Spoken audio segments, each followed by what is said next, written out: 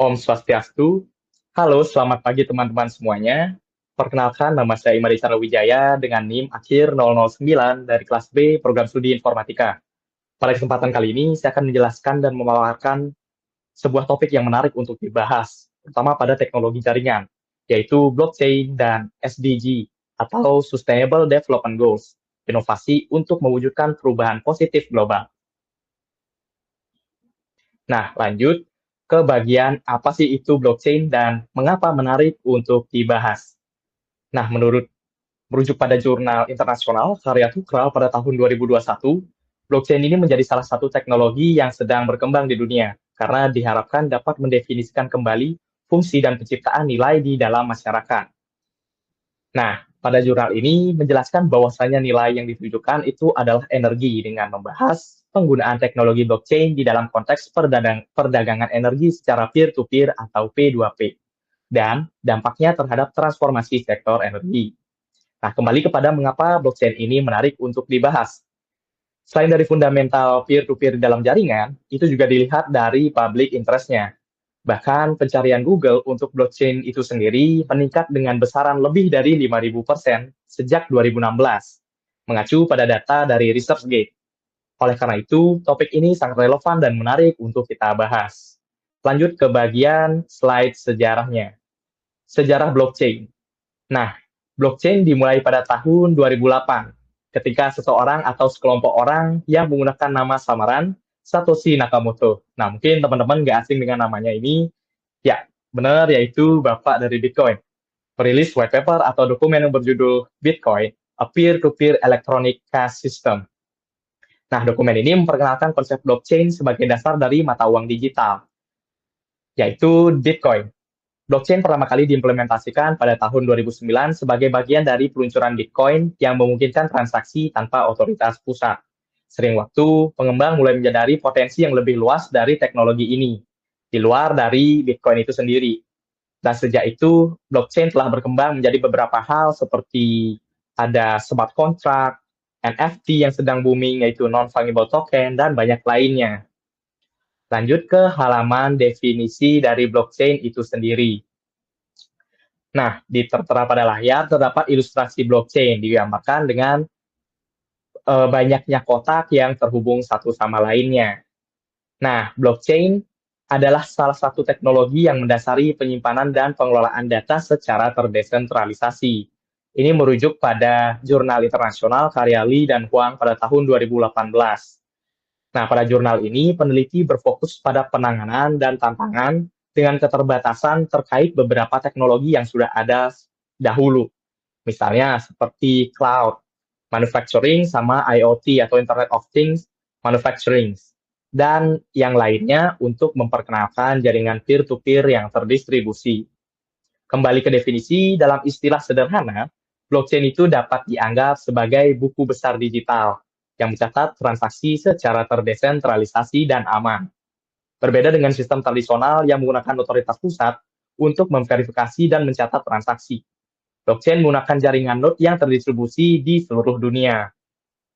Nah, selanjutnya ada blockchain dan peer-to-peer atau P2P ini memiliki hubungan erat dalam konteks teknologi dan sistem distribusi informasi.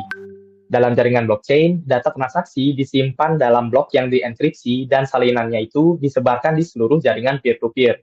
Sistem P2P memungkinkan partisipasi jaringan itu untuk berkomunikasi dan berbagi sumber daya secara langsung tanpa melibatkan otoritas pusat.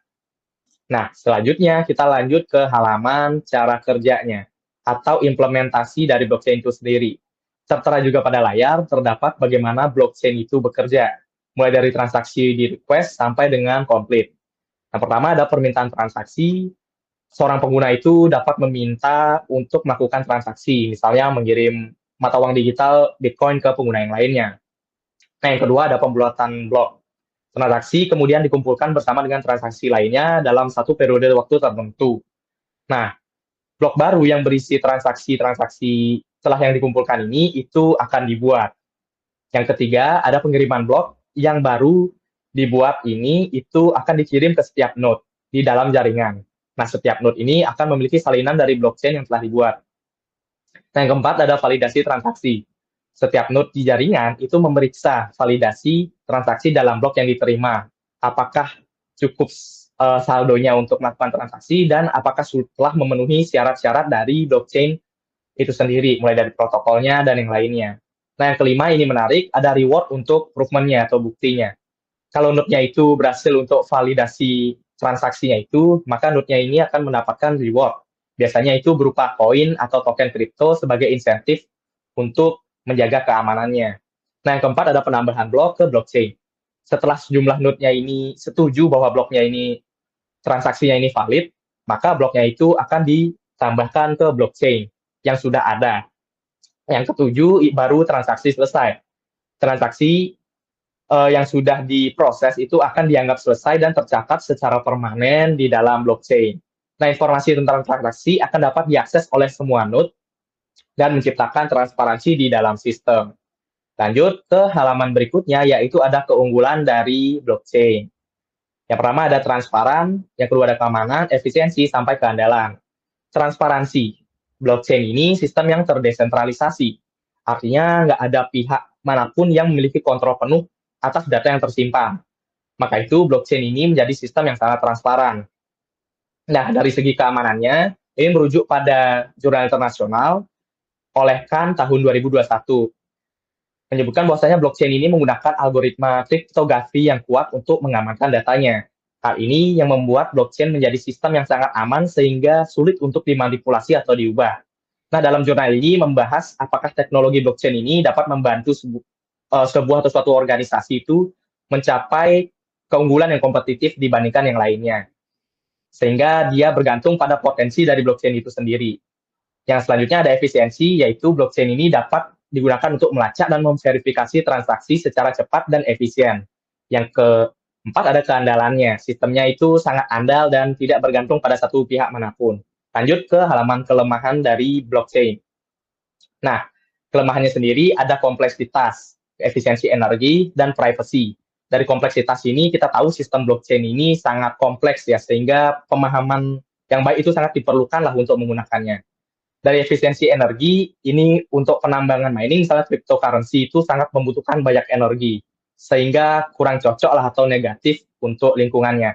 Dari segi privacy, ini kurang privasinya karena setiap informasi dari transaksinya itu didapat diakses oleh siapapun. Nah, lanjut ke halaman berikutnya, yaitu ada manfaat dari blockchain itu sendiri terhadap SDGs atau Sustainable Development Goals. Yaitu di bagian ke-7 dari SDG ada Affordable and Clean Energy, di bagian ke-9 ada Industry, Innovation and Infrastructure, yang ke-11 ada Sustainable Cities and Communities. Nah, manfaatnya yaitu di dalam perdagangan energi terbarukan.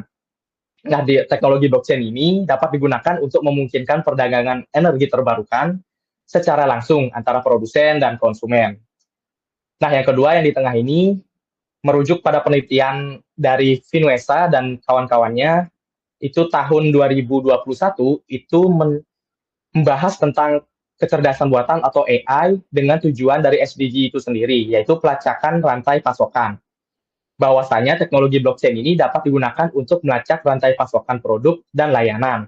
Hal ini dapat membantu meningkatkan transparansi dan efisiensi rantai pasokan, serta mengurangi dampak lingkungan. Nah, yang terakhir ada pemerintah yang lebih transparan. Teknologi blockchain dapat digunakan untuk meningkatkan transparansi dan akuntabilitas dari pemerintah itu sendiri. Karena setiap informasi yang diakses itu dapat diakses oleh siapapun di dalam jaringan itu. Makanya hal ini dapat membantu mengurangi misalnya kegiatan korupsi dan meningkatkan kepercayaan masyarakat terhadap pemerintahan. Nah, lanjut. Ya, sekian presentasi dari materi dan topik yang saya dapat berikan. Terima kasih untuk mendengarkan. Saya aturkan Parmesanti, Om Santi Santi Santi Om. Terima kasih.